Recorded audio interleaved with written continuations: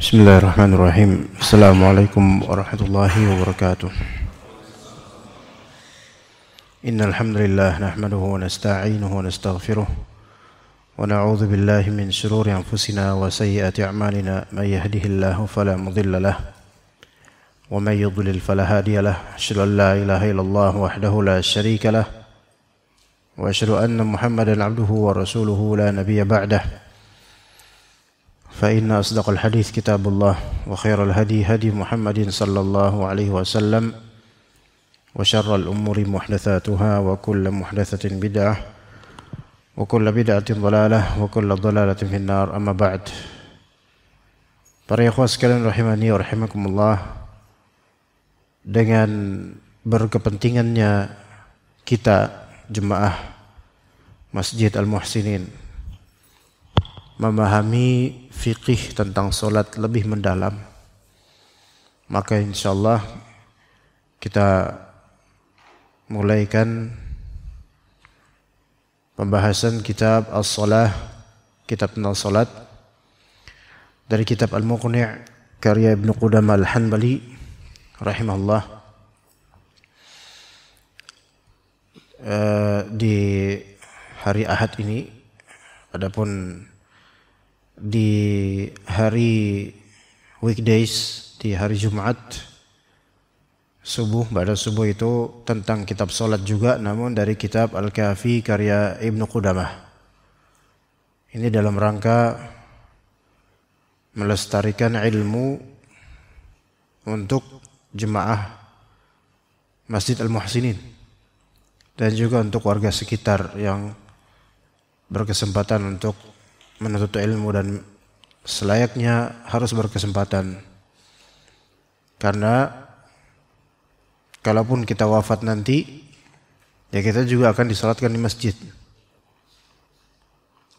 Dan masih banyak tentu warga-warga sekitar yang membutuhkan ilmu, bahkan kita semua tanpa kecuali, yang membutuhkan ilmu dan keistiqomahan dalam salat secara global dan juga salat di masjid. Ini sebagai bagian dari pelestarian ilmu untuk kaum muslimin, terutama masjid atau jemaah Masjid Al-Muhsinin. Maka sangat-sangat diharapkan agar kita saling membangun diri kita masing-masing dan juga dalam rangka berjamaah dari segi ilmu, karena apapun, kegiatan apapun, jika tidak dilandasi dengan ilmu, maka hasilnya itu tidak akan baik. Ya, hasilnya tidak akan baik. Namun jika sesuatu dilandasi dengan ikhlas dan ilmu, maka amalan tersebut akan diterima oleh Allah Azza wa Jalla. Kitab As-Salah dari kitab Al-Muqni', kita mulai dari pembahasan lafal salat itu sendiri. Salat ada pemaknaan bahasanya, ada pemaknaan syariat. Pemaknaan bahasa, salat artinya doa. Itu makna bahasa dari salat.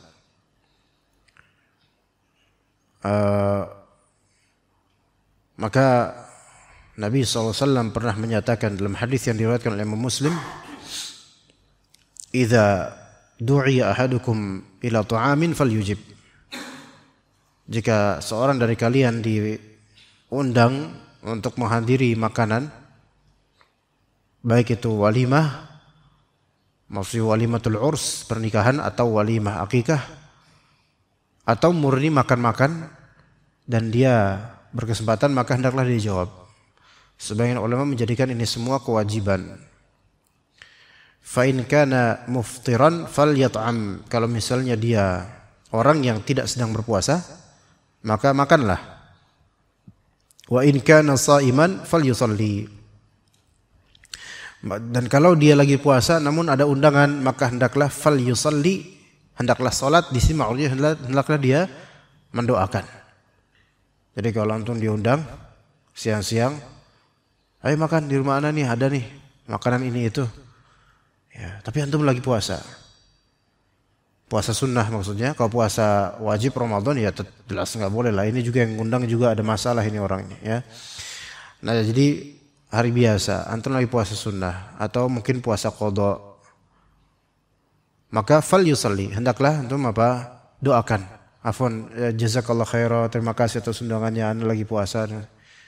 Maka boleh menolak dengan cara mendoakan. Maka salat di sini maknanya bukan salat yang kita kenal dengan gerakan-gerakan itu, tapi maknanya berdoa. Itu makna bahasa. Ya. Kemudian secara syar'i, salat itu adalah at-ta'abbudu lillahi bi aqwalin wa af'alin makhsusatin muftatahatin bit takbiri mukhtatamatin bit taslim. Salat secara syariat Islam adalah beribadah kepada Allah.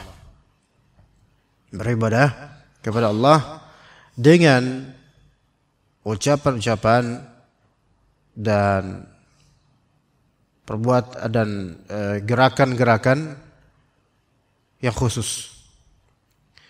Jadi beribadah kepada Allah dengan ucapan-ucapan dan gerakan-gerakan yang khusus.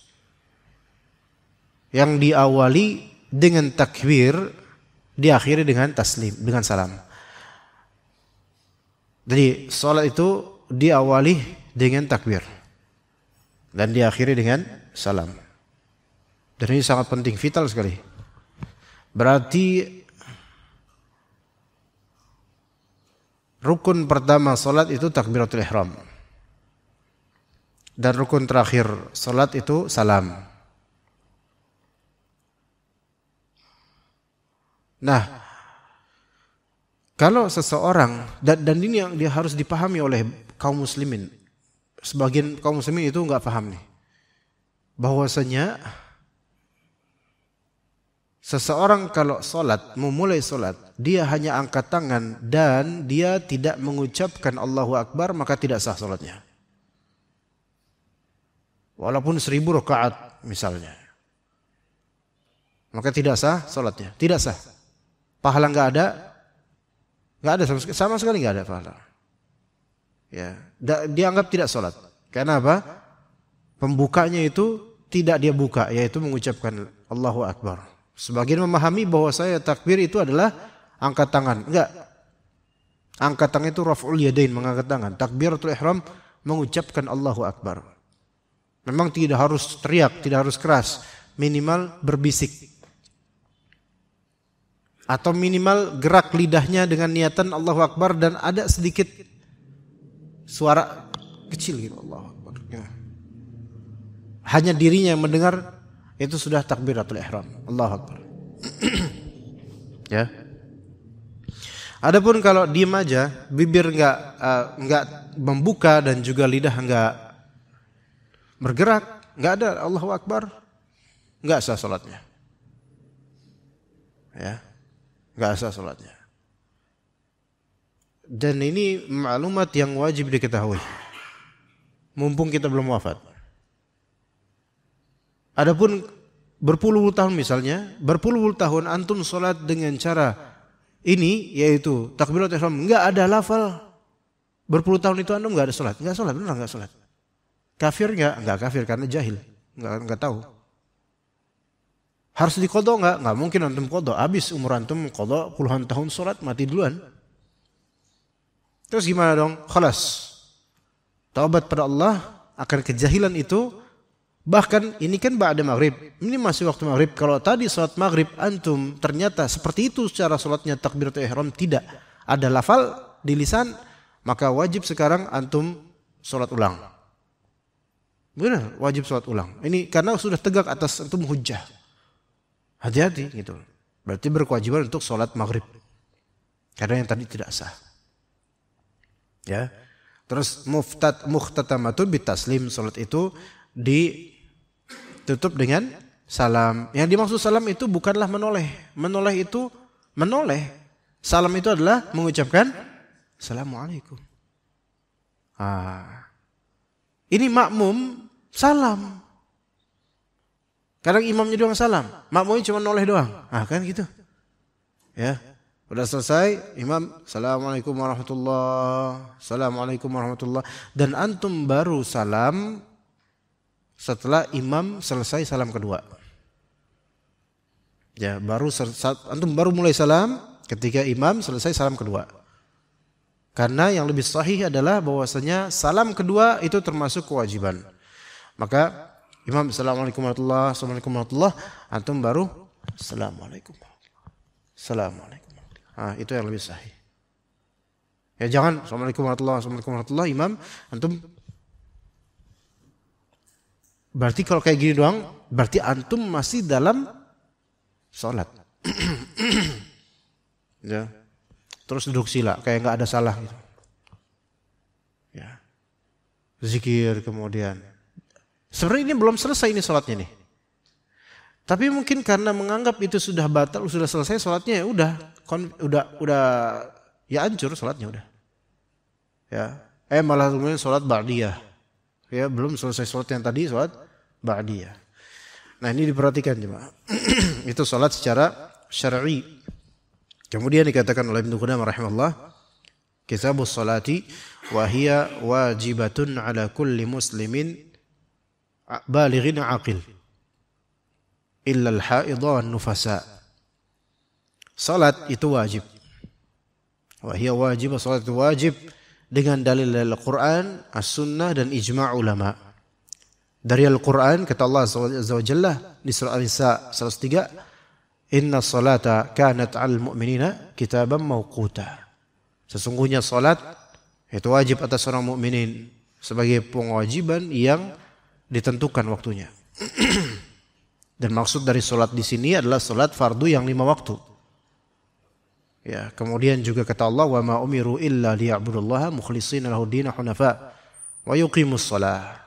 Tidaklah mereka diperintahkan melainkan untuk menyembah Allah dengan mempertulus amalan dan menjadi orang-orang yang condong kepada kebenaran. Hunafa. Hunafa itu jama' dari hanif, maknanya orang-orang yang ma'il ilal haq, yaitu condong kepada kebenaran. Wa yuqimus shalah, dan agar mereka mendirikan salat, menunaikan salat. Maka ini perintah dari Allah Azza wa Jalla, wajib. Kemudian sunnah Nabi SAW, hadis Nabi SAW yang menyatakan, yang melazimkan wajibnya salat fardu, yaitu kata Nabi SAW dalam hadis Ibnu Umar, "Bunyal Islamu ala khams." Dibangun Islam ini di atas 5 pondasi. 5 rukun Islam. Pertama, syahadati an la ilaha illallah wa anna Muhammadar Rasulullah, syahadat. Kedua, wa iqamis salah, kedua menunaikan salat. Wa itaiz zakah, menunaikan zakat. Wa siyam wa shaumi Ramadan, puasa Ramadan. Wa hajjil bait liman istata'a ilaihi sabila. Haji. Ya. Namun kalau misalnya kita lihat kenyataan ya teman-teman sekalian, ya ikhwan, di lingkungan kita atau lingkungan siapapun di kaum muslimin, banyak anak-anak muda ABG, SMP, SMA yang ditanya rukun Islam apa aja nggak bisa. Tapi ditanya di HP-nya ada game apa aja kamu, ditampakkan kemudian gamenya. Tapi rukun Islam, subhanallah, ini PR yang besar. Kadang PR itu dibebankan pada ustadz atau dai. Ini salah dainya, salah ustadznya, nggak menginfokan. Subhanallah. Kadang dai itu serba salah. Ngomong ini ada yang protes, ngomong ini disalahkan. Tapi ada anak yang mengajulan atau kurang ini yang disalahin sekolah, yang dikirain ustadznya, disalahin gurunya, yang disalahin. Kenapa enggak disalahin sekalian Pak RT-nya sekalian? Misalnya. Orang tuanya lah yang berkewajiban untuk membina, membangun ilmu untuk anak-anak ini. 5 rukun Islam ini. Kan ada sosial eksperimen tuh. Ya, videonya. Sesudah eksperimen dari seorang mungkin konten kreator bertanya pada beberapa ABG rukun Islam, nggak ngerti. Ada yang mungkin pertama benar syahadat, habis itu nggak lancar lagi jawab apa. Kita mikir ini, subhanallah generasi ini. Harus sabar. Kemudian dalil yang ketiga tentang wajibnya salat, ijma' kesepakatan kaum muslimin, kesepakatan ulama kaum muslimin atas wajibnya salat 5 waktu di setiap hari dan malam di satu hari. Ya. Dan ijma' ini sudah disebutkan oleh banyak dari ulama di kitab fikih mereka. Diwajibkannya salat ini pada malam Al-Isra. Pada malam Al-Isra, ya malam Al-Isra sama malam Isra Mi'raj lah gitu. Isra itu kan artinya perjalanan malam.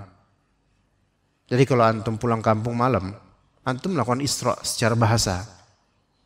Ya. Itu Isra namanya. Ya. Kemudian Mi'raj. Mi'raj itu naik ke atas, ke langit. Itu Mi'raj. Maka Isra Mi'raj itu artinya perjalanan dari Masjidil Haram ke Masjidil Aqsa. Itu Isra. Kemudian diangkat ke langit sampai langit 7 itu Mi'raj namanya. Itu makna Isra Mi'raj. Ya, jadi di malam itu diwajibkan salat. Ya. Dan itu setelah 5 tahun diutusnya Nabi kita Muhammad SAW sebagai Nabi dan Rasul di periode Mekah setelah wafatnya istri beliau Siti Khadijah radhiyallahu anha dan wafatnya paman beliau Abu Talib yang qaddarullah wafat dalam keadaan kufur kepada Allah Azza wa Jalla. Untuk Abu Talib. Ya. Kemudian kata Ibnu Qudamah rahimahullah wa hiya wajibatun ala kulli muslimin balighin aqilin. Diwajibkan atas seorang muslim yang baligh dan akil baligh. Berarti 3 sifat ini. Ketika terkumpul pada seorang manusia 3 sifat ini, terwujud padanya 3 sifat, maka dia wajib salat. Dia ada sifat keislaman, muslim. Dia ada sifat kebalighan sampai pada usia diwajibkannya kewajiban syariat dan akil berakal. Ini yang disebut oleh para ulama akil baligh sebagai sebutan mukallaf. Apa itu mukallaf? Mukallaf itu adalah pihak yang dibebani syariat. Atau bahasa lain mukallaf adalah pihak yang dicatat pahala dan dosanya. Itu mukallaf. Ya, mukallaf bisa dimaknai sebagai pihak yang dibebani syariat Allah. Atau dengan bahasa dengan format lain pemaknanya pihak yang dicatat pahala dan dosanya. Ya kayak kita semua mukallaf. Adapun anak-anak kecil yang belum baligh maka dia belum mukallaf. Namun ada yang sudah baligh namun tidak berakal, ada banyak. Maksudnya tidak berakal ini majnun. Gila entah karena kepentok atau mungkin kena obat atau gimana. Majnun, udah gede ya, 17 tahun, udah balik, tetapi rajin ngelem. Nah ini nggak berakal ketika setelah ngelem itu. Tetapi apakah dia wajib salat? Nah itu nanti akan ada pembahasannya insyaallah. Wajib atas setiap muslim baligh aqil, berakal. Ya sebelum mukallaf. Illal haidha wan nufasa, kecuali perempuan yang haid dan nifas. Maka perempuan yang haid dan nifas tidak wajib salat di masa haidnya, bahkan haram atasnya salat di masa haidnya dan di masa nifasnya. Nah, namun ada kasus kadangkala kasusnya adalah dia haid itu di waktu sholat yang belum dia tunaikan. Baru mulai haid. Paham gak di sini? Pasti paham insyaallah. Dia mulai haidnya di tengah waktu sholat yang belum dia tunaikan sholatnya. Gimana? Misal dia jam 2 keluar darah haid dan dia belum sholat zuhur. Jam 2 keluar darah haid dan dia belum sholat zuhur. Setelah keluar darah haid haram atasnya sholat. Zuhur haram. Maka apakah ketika nanti setelah suci dan setelah mandi suci dari haid, apakah dia wajib mengqadha salat zuhur? Jawabannya yang lebih tepat adalah wajib. Kenapa? Karena masih ada zimmah dan tanggungan yang belum dia tunaikan di waktu itu. Tapi gimana kalau misalnya dia itu nggak sengaja, memang semuanya nggak sengaja, namun dia tidak ngeh. Misal dia tidur qailula dari jam 11 siang, kemudian baru terbangun jam 2 siang. Wow, 3 jam tidur. Dan ketika terbangun dia dapatkan apa? Darah haid keluar, misal. Gimana? Nanti ketika selesai haid itu dia wajib mengqadha enggak? Sementara belum jelas padanya kapan keluarnya darah haid itu. Maka di sini yang lebih ihtiyat, lebih hati-hati adalah dia mengambil yang lebih hati-hati, yaitu dia mengqadha, karena posibilitas keluarnya darah haid di waktu zuhur itu lebih mungkin karena lebih durasinya lebih panjang, yaitu 2 jam, dari jam 12 sampai jam 2 tidurnya. Adapun dari jam 11 sampai jam 12 ini lebih sedikit kemungkinannya karena lebih sedikit durasi tidurnya. Maka dia qadha nanti. Tapi ketika haid atau ketika nifas haram untuk salat. Kalau dia salat tidak sah salatnya, malah berdosa karena melanggar larangan Nabi SAW. Nabi SAW mengatakan fada'iha, yaitu tinggalkan salat ketika sedang menghadapi haid dan juga nifas. Kalau misalnya seorang haid, perempuan yang haid atau nifas, kemudian dia selesai haidnya jam 4:30 sore, misalnya 4:30 sore, itu kan masuk waktu asar. Ketika dia sadari sudah selesai haidnya atau nifasnya di jam 4:30 sore, apakah dia wajib untuk mandi? Wajib segera. Wajib untuk mandi di waktu itu. Jangan nunggu maghrib, nggak boleh nunggu maghrib. Wajib mandi, kemudian dia mandi dan dia salat apa? Asar. Ada beberapa ulama, bahkan cukup banyak ulama yang berpendapat bahwasanya dia wajib salat asar dan zuhur. Karena waktu asar itu waktu jamaah takhir yang bisa dilakukan. Begitu juga kalau dia selesai haidnya di waktu isya, dia wajib salat maghrib dan isyanya. Namun pendapat ini dalilnya tidak begitu kuat, dan yang lebih sahih kembali ke asalnya, yaitu bahwasanya seseorang hanya diwajibkan salat jika memang kewajiban itu pada waktunya saja. Kan dia di waktu zuhur masih dalam keadaan haid, berarti kan enggak mukallaf, maksudnya tidak dibebankan untuk salat di waktu zuhur. Maka yang lebih tepat adalah kalau istri antum selesai haid atau selesai nifas di waktu asar, maka zuhur tidak ada kewajiban, karena kewajiban dia di waktu asar. Tapi bagaimana kalau dia selesai haidnya sekitar 10 menit sebelum maghrib, selesai haid? Ya, dia merasa itu, kan dia perlu mandi lagi, berarti 10 menit ini kan, anggap perempuan ini paling cepatnya mandi 5 menit lah misalnya. Terus belum benar beres pakaian dan seterusnya, ini kan mepet dengan waktu maghrib. Bisa aja dia Allahu Akbar azan maghrib. Apakah dia tetap wajib sholat asar? Jawabannya tetap wajib, karena dia masih ada kesempatan sebenarnya untuk sholat asar, dan dia bebas dari haid di waktu asar. Begitu, ya. Kemudian kata Ibnu Qudamah rahimahullah, wa tajibu 'ala an-naimi wa man zala 'aqluhu bisukrin aw ighma'in aw syurbi dawa'in. Wa tajibu 'ala an-naim, wajib salat atas orang yang tidur. Lah gimana orang lagi tidur memang wajib? Maksudnya wajib di sini bukan pas dia lagi tidurnya harus salat lagi tidur, enggak. Tetapi maksudnya adalah kewajiban itu tidak gugur padanya, tidak gugur darinya, kewajiban itu tidak gugur darinya hanya dengan alasan tidur. Kalau dengan alasan tidur kewajiban salat itu gugur, maka antum pada tidur semua nanti. Enggak wajib. Enggak wajib, astagfirullah. Enggak gugur kewajibannya, harus salat.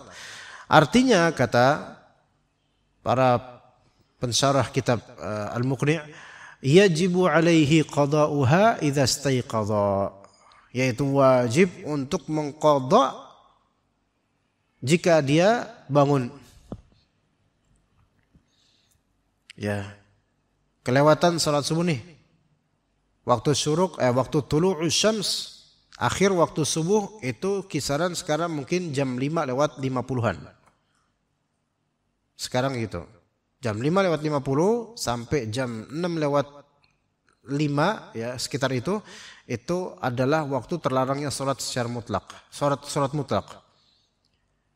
Waktu duha itu mulai jam 6 lewat 5 sampai jam 11 lewat mungkin 35. Nah, itu waktu duha. Sekarang nih, recent days, sekarang hari-hari sekarang. Nah, kalau misal antum qadarullah mungkin kecapean baru bangun jam 5 lewat 45. Yang mana 5 menit lagi habis waktu subuh. Bangun ya antum harus pipis dulu. Mungkin sikat gigi terus terus wudu. Itu mungkin membutuhkan 5 menit misal atau 4 menit sekitar itu. Artinya ketika antum sudah pakai sarung, pakai baju koko untuk sholat walaupun di rumah, ya itu sudah keluar waktu subuh. Dan itu jam 5 lewat 50. Tadi Anda bilang jam 5 lewat 50 sampai jam 6 lewat 5 itu waktu apa cuma? Waktu terlarangnya sholat mutlak. Apakah boleh mengqadha sholat yang telah lewat di waktu terlarangnya sholat? Maka jawabannya adalah bukan hanya boleh, tetap wajib segera qadha itu walaupun di waktu terlarangnya sholat. Karena waktu-waktu terlarangnya sholat ini pendapat yang lebih sahih adalah yaitu sholat yang tidak ada sebab khusus. Kalau sholat yang ada sebab seperti tahiyatul masjid, ya, atau seperti sholat setelah wudu, atau sholat-sholat lain yang ada sebab, maka diperbolehkan di waktu terlarangnya sholat. Apalagi ini bukan hanya sebab, melainkan memang diperintahkan oleh Nabi SAW. Kata Nabi SAW, man nama an sholatin aw nasiyaha fal yusalliha idza dzakaraha. Barang siapa yang ketiduran akan suatu sholat fardu, atau dia lupa akan suatu sholat fardu, maka wajib dia sholat ketika dia mengingatnya. Arti lainnya juga sekias dengannya, yaitu ketika dia bangun wajib segera sholat.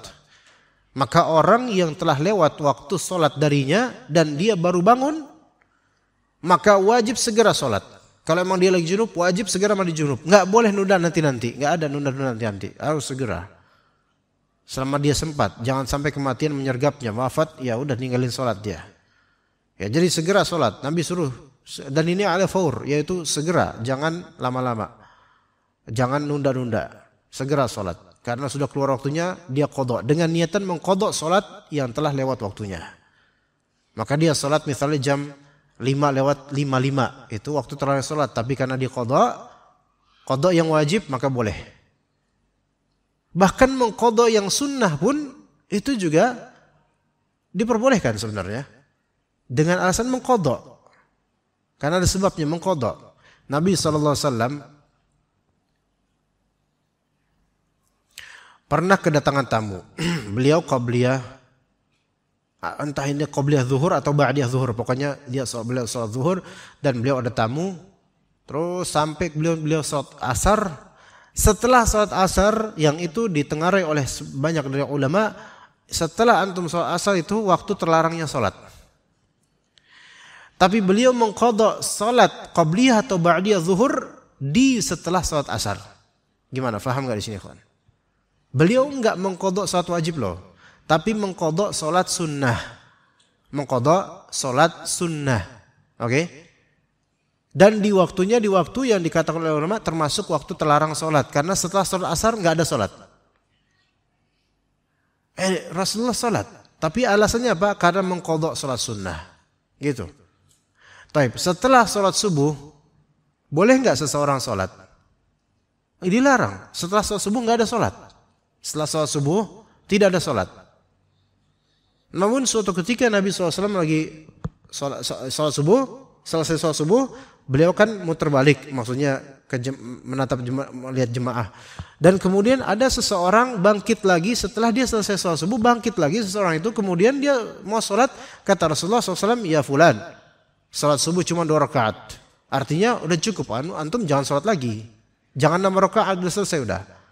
Maka kata beliau, kata sahabat ini, ya Rasulullah, saya tadi belum sempat sholat qabliyah subuh 2 rakaat. Dan sahabat ini kemudian mengqadha qabliyah subuh setelah sholat subuh. Faham gak di sini, ikhwan? Mengqadha sholat sunnah tapi di waktu terlarang. Yang ini menunjukkan bahwasanya waktu-waktu terlarang sholat itu adalah untuk sholat-sholat yang tidak ada sebabnya. Sampai sini gimana? Paham ya? Ada juga diperbolehkan oleh para ulama dengan kiasan-kiasan dari hadis-hadis ini. Kalau seseorang punya rutinitas qiyamul lail atau rutinitas tahajud atau salat witir di malam hari, qadarullah dia kecapean mungkin sehingga enggak sempat witir dan dia baru bangun pas azan subuh, maka kata para ulama dia boleh mengqadhanya setelah dia salat subuh. Setelah salat subuh. Namun untuk yang mungkin untuk salat-salat sunnah kalau diqadha di luar waktunya itu lebih longgar. Boleh antum agak sedikit longgarin, maksudnya tidak tidak harus langsung segera. Namun kalau misalnya salat itu salat fardu yang mau antum qadha, cepat-cepat deh gitu loh.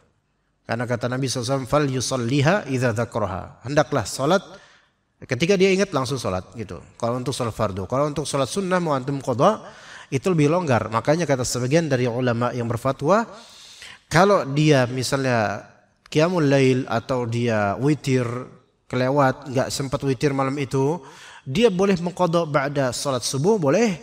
Dia boleh mengqadha setelah matahari meninggi juga boleh waktu duha. Ya, jadi mengqadha salat sunnah karena ada uzur, apalagi sudah biasa namun ada uzur, boleh diqadha pada waktu-waktu berikutnya dan agak ditunda sedikit juga enggak masalah. Beda dengan salat fardu yang memang itu fardu, beda nilainya ya. Maka wajib atas orang yang naim, yang tidur, setelah bangun dia wajib untuk menunaikan salat. Begitu juga orang yang sahi dan jahil. Sahi lupa, semacam lupa. Ya, semacam lupa. Jahil, kalau jahil enggak tahu. Ya, dikatakan oleh Badruddin Ibnu Muflih rahimahullah, falau tarakahal jahilu qabla bulughi syar'i biwujubiha lazimahu qada'uha. Kalau ada orang jahil, jahil ini artinya apa? Belum tahu, orang yang belum tahu. Kalau orang jahil belum tahu, dia baligh, dia akil namun jahil, imma karena dia tinggal di pedalaman, imma karena dia tinggal di tengah-tengah komunitas orang-orang kufur pada Allah, imma dia memang enggak tahu. Kadang komunitas mungkin muslim umumnya, tapi mungkin dia baru masuk Islam, misal. Kalau misal orang yang belum ngerti ini ya meninggalkan salat waktu sebelum sampainya syariat akan kewajibannya, maka lazim harus mengqadha salat tersebut. Dia enggak salat karena apa? Belum tahu. Maka kata sebagian ulama wajib mengqadhanya. Ini kan sebagian ulama ya. Artinya ceritanya mungkin begini. Orang ini baru masuk Islam. Namanya baru masuk Islam. Dia enggak tahu apa-apa. Cuma dia tertarik karena masuk Islam, tertarik mungkin karena ngeliat di internet atau podcast atau apa, akhirnya tertarik masuk Islam. Dia baru bisa kalimat syahadat. Kemudian dia enggak ngeh kalau misalnya salat itu wajib atas dia. Enggak ngeh. Berarti belum terjadi bulughus syara'. Belum terjadi sampainya syariat ke akalnya akan kewajiban salat. Akhirnya dia enggak salat. Karena enggak tahu wajibnya. Yang seandainya kalau dia tahu dia akan salat. Taib. Kata para ulama, ketika sampai wajibnya syariat, wajibnya salat kepadanya ilmu tentang itu, maka lazimahu qada'uha. Dia wajib untuk mengqadha salat yang telah lewat itu. Ini kata sebagian ulama. Pendapat kedua dari ulama dan disebutkan oleh Al-Qadhi Abu Ya'la, salah satu ulama besar mazhab Hanbali, dan pendapat ini yang dipilih oleh Syekhul Islam Ibn Taimiyah, tidak wajib mengqadha. tidak wajib mengqadha. Orang yang belum tahu dan kemudian baru tahu, maka dia tidak wajib mengqadha selama durasi belum tahunya. Faham gak sini? Misalnya ada seorang mu'allaf, dia masuk Islam, terus selama sebulan, misal, belum tahu kalau sholat itu wajib. Baru tahu ketika ditegur dengan teman kantornya, kamu katanya masuk Islam, kok nggak sholat? Ya, emang harus? Nah iyalah, kata orang mu'allaf ini, kok kalau harus kok, anak lihat banyak muslim nggak pada sholat? Nah gitu, jadi hujah tuh kan? Saya kira nggak harus, soalnya teman-teman muslim yang udah senior mereka nggak pada sholat tuh saya lihat. Saya kira nggak harus gitu, ternyata harus ya. Ya. Nah ini gimana kalau kita katakan pakai mazhab masyhurnya mazhab Hanbali harus mengqadha sebulan? Nggak usah. Sebulan Pak. 30 kali 7. 30 kali 17 berarti berapa ratus rakaat? Antum walaupun mu'alaf tetap wajib mengqadha salat 30 kali 17 rakaat. Sok dihitung sekian ratus. Wah, ana resign deh kalau gitu, nggak jadilah. Nggak bisa, nggak kuat ini. Maka kata Syekhul Islam dan juga sebagian ulama, Asy-syari' la talzam illa ba'dal ilm. Syariat itu tidak bersifat melazimkan kecuali setelah diketahui oleh orang. Kalau belum tahu berarti belum terwujud kewajiban itu. Ini kaidah dipakai oleh Syekhul Islam Ibnu Taimiyah rahimahullah dan sebagian ulama. Dan ini termasuk pendapat yang wajih, yang cukup kuat dan juga relevan sebenarnya dengan kenyataan jemaah. Kalau orang belum tahu, ya mau gimana? Enggak diwajibkan, masih enggak perlu mengqadha. Udah, sekarang antum mulai aja sekarang. Sekarang orang yang kerja di perusahaan atau di penghasilannya dari tempat ribawi. Banyak gak mereka dari mereka yang gak tahu kalau itu riba? Oh enggak? Sangat banyak ya kawan. Dan mungkin kita dulu kayak gitu. Ya, dosa enggak? Ya sebenarnya itu tetap disebut dosa, tetap dosa. Tapi ketika ketidaktahuan itu karena memang enggak punya info, enggak dapat info, insya Allah Allah maafkan. Tetapi ketika tahu, udah enggak boleh lagi. Gitu loh. Apakah harta-harta hasil dari enggak tahunya dulu? Sekarang ya udah kita memiskinkan diri dah, harta-harta yang saya pakai dulu dari gaji, dah saya kasih fakir miskin. Artinya jadi miskin gara-gara itu sekarang. Enggak. Karena apa? Enggak tahu. Tapi setelah dia tahu, dia wajib resign. Adapun properti dia, apa maksudnya, rumah yang udah dia beli hasil dari gaji perusahaan ribawi dan seterusnya, maka rumah itu halal buat dia. Halal buat dia. Ya, karena apa? Dia nggak tahu tadinya. Nah setelah tahu, dia udah nggak boleh lagi menerima gaji haram tersebut. Begitu. Jadi keilmuan itu melazimkan kita dengan beban. Tapi juga bahaya juga bilang, wah kalau gitu mendingan saya bodoh aja. Enggak juga, karena di akhirat memang ini dimaafkan di titik ini, tapi akan ditanya kenapa kamu enggak cari ilmunya. Ah itu yang akan. Ya begitu. Taib. Namun itu untuk ibadah dan untuk masalah-masalah berkaitan hak Allah Azza wa Jalla. Adapun yang berkaitan dengan hak manusia, nah ini bedakan. Kalau yang murni berkaitan dengan hak Allah dan peraturan Allah, orang yang belum tahu dimaafkan, ketika dia sudah tahu wajib dibebani, gitu kan? Tapi kalau berkaitan dengan hak manusia, ini tahu nggak tahu tetap wajib. Wajib.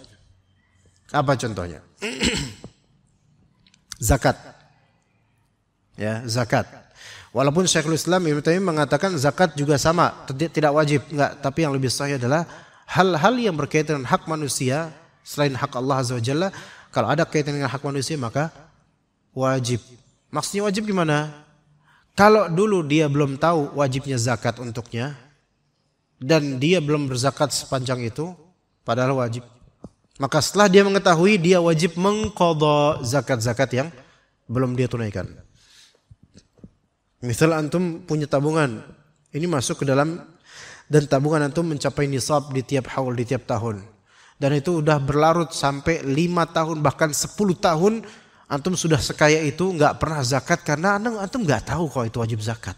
Dan betapa banyaknya orang kayak gitu. Baru 10 tahun hadir di kajian misal muhsinin.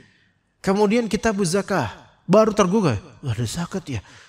Tanya ke Ustaz, saya ini penghasilan saya itu setahun bahkan tabungan itu selalu ada minimal 1 miliar ada saya setiap tahun. Nggak berubah-ubah, nggak kurang-kurang, lebih dari itu terus. Gimana Ustaz ya? 10 tahun saya kayak gitu dan saya nggak tahu kalau saya harus zakat. Nah, apakah yang telah berlalu selama 10 tahun saya diamin zakat itu karena nggak tahu? Apakah sekarang saya dibebani untuk mengqadha zakat tersebut? Jawabannya apa? Wajib. Kenapa? Karena zakat berkaitan dengan hak manusia juga. Selain perintah Allah, kemudian hak manusia. Zakat fitrah. Zakat fitrah. Misal saja, ini lebih kecil karena zakat fitrah biasanya orang-orang pada zakat. Karena lebih ringan sepertinya.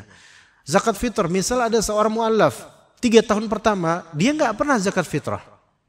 Nggak pernah. Karena nggak tahu. Di tahun keempat, akhirnya temannya bilang, antum kayaknya nggak pernah di zakat fitrah.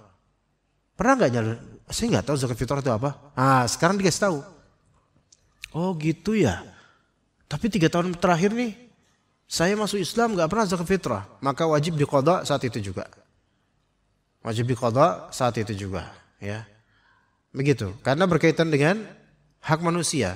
Zakat itu kan memang tu'khadhu min aghniyaihim faturaddu ila fuqaraihim, yaitu diambil dari orang-orang yang memiliki, yang kaya, the haves, dan disalurkan kepada the not haves gitu.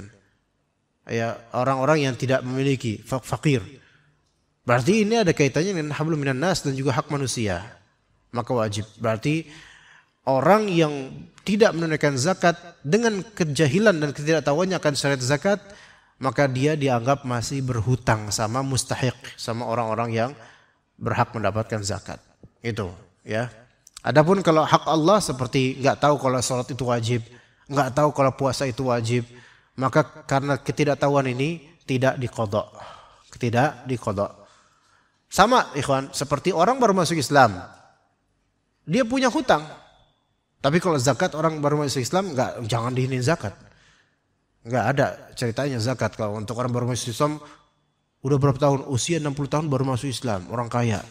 Pak, antum kaya sejak kapan? Oh, sejak saya keturunan ningrat. Berarti dari baligh antum sudah kaya dong. Ya iyalah.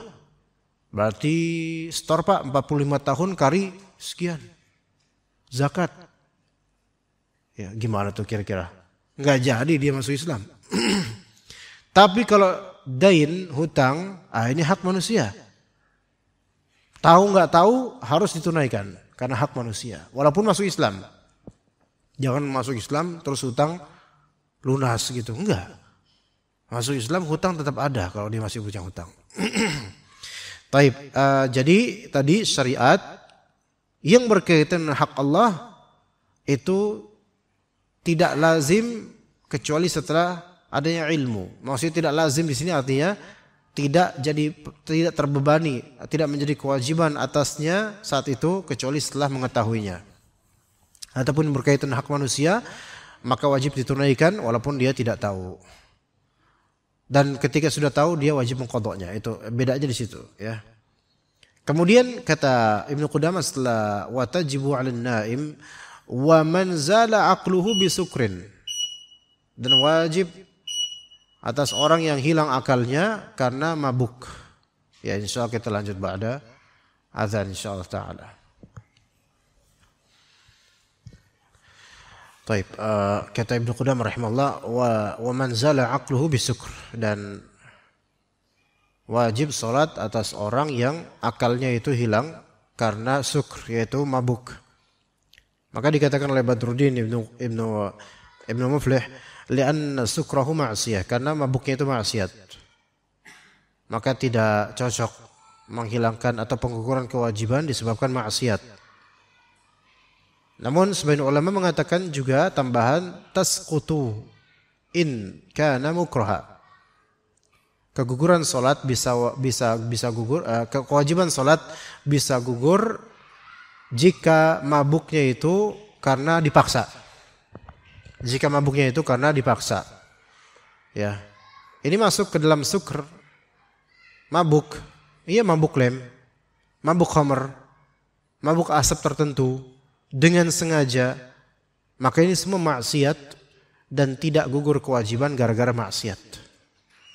Ya, tetapi ketika seseorang tidak ngerti apa-apa kemudian dia diberi bius atau apa gitu, ya, atau apa yang memabukkan dia, ya karena kejahatan orang atau semisalnya, maka ini wallahu alam, jika durasi mabuknya itu melewati satu waktu salat full, maka tidak wajib atas dia, diberi uzur, digugurkan kewajibannya.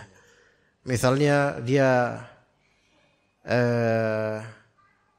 dibuat mabuk dan dia nggak mau sebenarnya, tapi dipaksa sebelum maghrib, kemudian baru sadar dari mabuknya jam 8 malam, maka tidak wajib atasnya salat maghrib. Karena apa? Karena diberi uzur atau digugurkan kewajibannya disebabkan itu. Au ighma'in au syurbi dawain. Nah di sini bagi Ibnu Qudamah rahimahullah, wajib atas orang yang pingsan dan tidak sadar karena minum obat misalnya, itu tetap wajib salat. Ini pendapat yang masyhur di mazhab mazhab Hanbali. Ya, untuk orang yang pingsan mughma alaih. Ini ada dua pendapat. Apakah orang yang pingsan wajib salat atau tidak gitu. Artinya setelah dia siuman apakah dia wajib mengqadha salat atau tidak? Dua pendapat ulama. Pendapat pertama wajib. Dengan alasan riwayat Ammar bin Yasir itu pernah pingsan. Mungkin selama tiga di sini entah menghabiskan 3 waktu salat atau 3 hari, tidak disebutkan dalam riwayat. Maka ketika beliau sadar, maka beliau bertanya, hal salat itu apakah saya sudah salat? Maka kata teman-temannya, ma sallaita mundzu 3. Engkau belum salat sejak 3, mungkin 3 hari maksudnya. Wallahu a'lam, kita enggak tahu, belum tahu ana. Habis itu kemudian Ammar bin Yasir wudu, kemudian salat 3 itu, dan mungkin 3 ini maksudnya 3 waktu salat mungkin ya, wallahu a'lam. Dan ini riwayat lemah dari segi sanad. Juga kalaupun misal sahih riwayat ini, maka tidak melazimkan wajibnya mengqadha salat untuk orang yang pingsan sebenarnya. Pendapat yang kedua, orang yang pingsan dan pingsannya itu melampaui waktu salat fardu, pendapat kedua, maka gugur kewajibannya dan dia tidak mengqadhanya. Gugur kewajibannya dan dia tidak mengqadhanya. Ini orang yang pingsan dan melewati waktu salat full, maka tidak wajib, gugur kewajibannya. Dan pendapat ini diriwayatkan dari Abdullah bin Umar. Karena dalam riwayat Abdullah bin Umar disebutkan beliau pernah pingsan.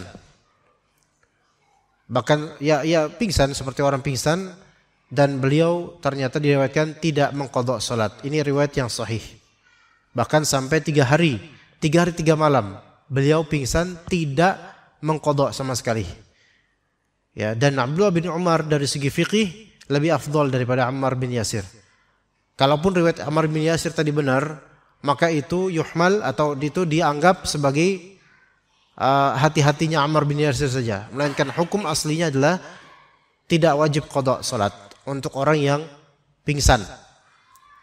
Ketika dia siuman, dia tidak wajib mengqadha salat. Itu yang lebih sahih, wallahu a'lam. Jadi, tapi kalau pingsannya itu di tengah waktu salat.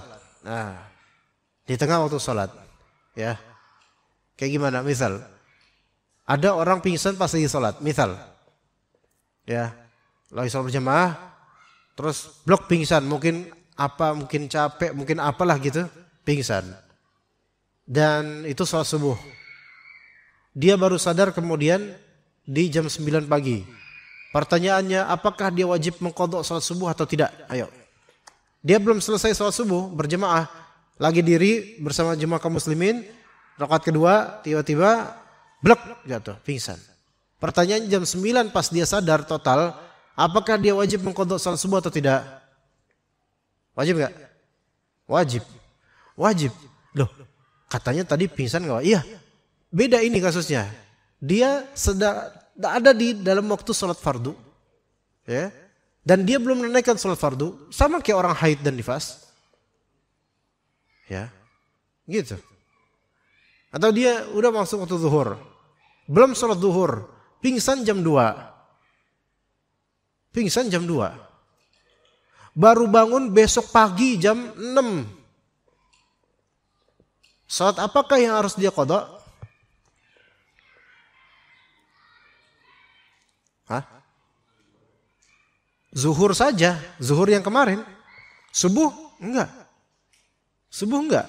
Karena subuh dia enggak dapat waktu, dia pingsan total sampai waktunya selesai.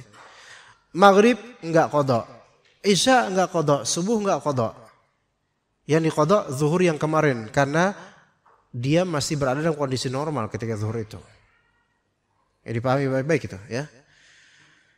Jadi yang lebih sahih adalah pingsan kalau total lewat waktu total sama sekali, waktu sholat total dia masih pingsan, dia pingsan terus, maka tidak wajib qadha. Ausyur bidawa atau minum karena minum obat, pingsan karena minum obat ya. Ya. Maka ini yang lebih sahih adalah gugur kewajiban sholatnya sama seperti pingsan tadi. Nah, kalau seseorang minum obat, kan sekarang kan ada juga kayak misalnya operasi sesar atau operasi tertentu atau orang yang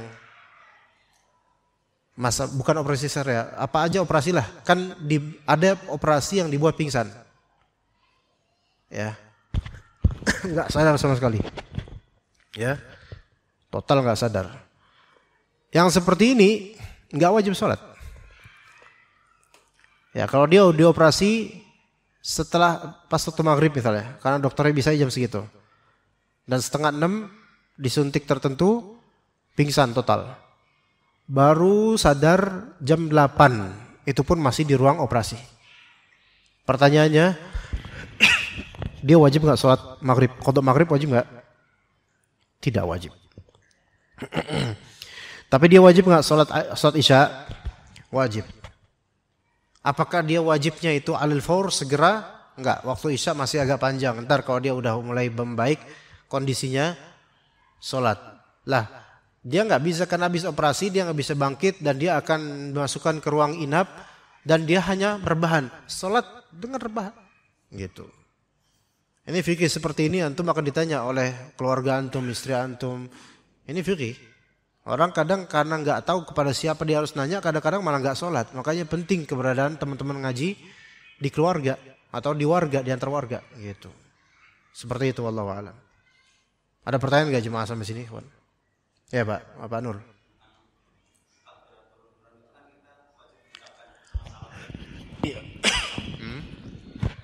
Pertanyaannya, takbir intiqal itu kita harus mengucapkan atau tidak? Baik. Takbiratul intiqal. Ya, perlu diketahui lagi sebelum melanjut ke itu, takbir dalam salat ada 4 lafal sebenarnya. Takbiratul ihram, takbiratul intiqal, sami'allahu liman hamidah, dan salam, taslim. Ini jelas kalau salam, assalamualaikum warahmatullahi wabarakatuh. Kalau hamdalah, tasmi' itu sami'allahu liman hamidah, itu jelas. Nah, apa bedanya takbiratul ihram dengan takbiratul intiqal? Takbiratul ihram artinya melafalkan takbir yang mengharamkan hal-hal di luar salat untuk dilakukan di salat. Itu takbiratul ihram. Itu hanya ada di awal salat saja. Adapun takbiratul intiqal yaitu takbirah ucapan melafalkan takbir, intiqal switching, perpindahan. Maka setiap perpindahan gerakan atau posisi solat dalam solat itu Allahu Akbarnya adalah takbiratul intiqal. Takbiratul ihram ini dia adalah rukun, wajib, rukun. Rukun itu lebih tinggi daripada wajib. Adapun takbiratul intiqal ini khilaf di antara ulama. Beda di antara ulama. Ada yang mengatakan wajib, ada yang mengatakan sunnah. Maka wallahu alam mungkin yang lebih tepat adalah sunnah. Sunnah bagi makmum. Sunnah bagi makmum. Maksudnya membaca itu sunnah. Jadi ketika dia sengaja enggak takbiratul intiqal, tetap sah salatnya, enggak masalah. Ya. Begitu, tetap sah salatnya, tidak masalah. Ya. Adapun kalau takbiratul ihram, maka makmum imam wajib semua, masyaallah. Wajib semua. Semuanya wajib. Itu bedanya takbiratul ihram dengan takbiratul intiqal. Seperti itu. Ya. Ada lagi, ikhwan?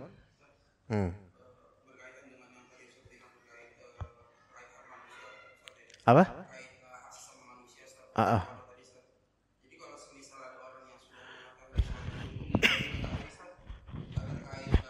Hak orang.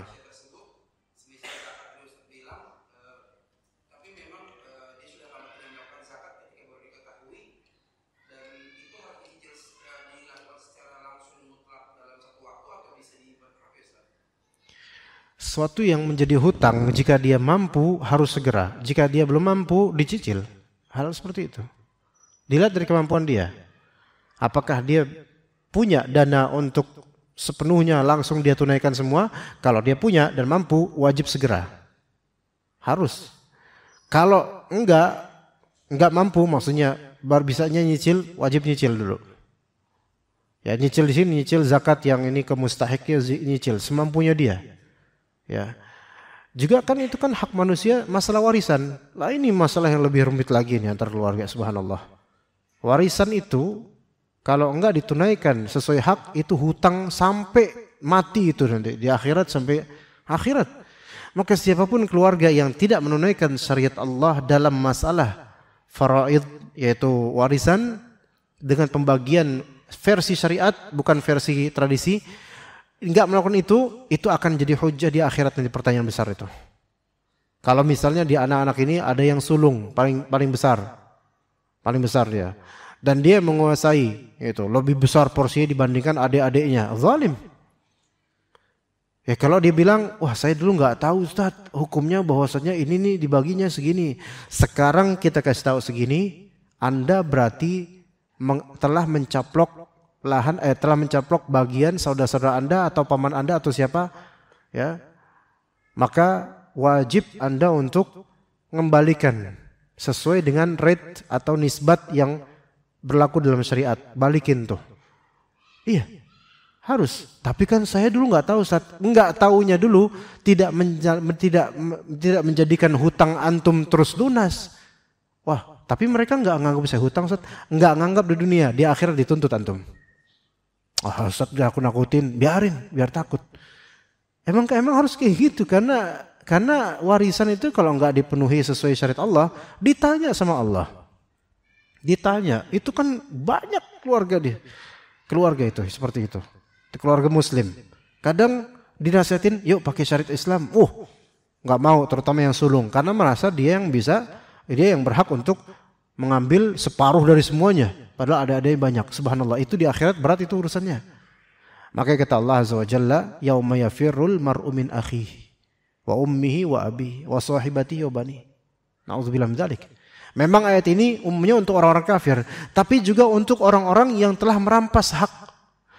Pada hari kiamat nanti seseorang akan lari menjauh dari saudaranya sendiri. Ngeliat saudaranya di situ, dia ketakutan lari. Kenapa? Karena akan dituntut sama saudara, di antaranya warisan ini. Wa ummihi wa abihi, ibunya, bapaknya. Menjauh dari ibunya, dari bapaknya. Kenapa? Karena dulu di dunia durhaka, di dunia suka nilep harta bapaknya dan seterusnya. Ya, ketidaktahuan akan suatu kezaliman atau ketidaktahuan akan suatu hukum tentang perampasan hak tidak menjadikan hukum itu tidak ada lagi.